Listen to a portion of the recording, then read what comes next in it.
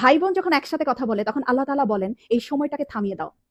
আমি খুব অবাক হয়েছিলাম এই হাদিসটা শুনে। আচ্ছা, ভাই বোন কথা বললে ফেরেশতাদেরকে আল্লাহ কেন সময় থামিয়ে দেওয়ার কথা বলল? পরে যখন ডিটেইল জানলাম তখন খুব কষ্ট লাগলো। ডিটেইলটা ঠিক এরকম ছিল।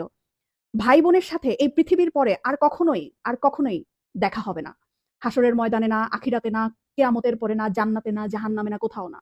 বাবা মার সাথে দেখা হওয়ার সম্ভাবনা আছে, স্বামী স্ত্রীর সাথেও দেখা হওয়ার সম্ভাবনা আছে, ছেলে মেয়ের সাথেও দেখা হওয়ার সম্ভাবনা আছে, কিন্তু ভাই বোনের সাথে সম্পর্ক শুধুমাত্র এই পৃথিবী পর্যন্তই। তখন এত খারাপ লাগলো ব্যাপারটা জেনে যে আমার যে বোন আছে অথবা আমার যে ভাই আছে তার সাথে আমার আর কখনোই দেখা হবে না এই পৃথিবীর পরে। মানে মরে যাওয়ার পরে তার সাথে আর আমার কখনোই কথা হবে না। এত ক্ষণস্থায়ী একটা সম্পর্ক আমাদের। যারা সম্পত্তি নিয়ে ঝামেলা করে ভাই বোনের সাথে কথা বলে না, যারা অনেক ঝগড়া বিবাদের কারণে ভাই বোনদের সাথে কথা বলা বন্ধ করে দেয়, তারা না করেন না এই ব্যাপারটা। সময়টা না খুব কম আমাদের, খুব কম।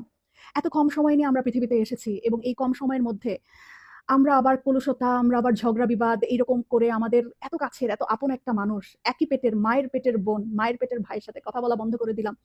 এই মানুষগুলোর সাথে তো আমাদের আর পৃথিবীর পরে দেখাও হবে না, কথাও হবে না। কি দরকার মনে এত কষ্ট রেখে? ভুলে যাই না সব, ভুলে যাই। অল্প একটু সময়ের ব্যবধান, তারপরে সব নাই, শেষ।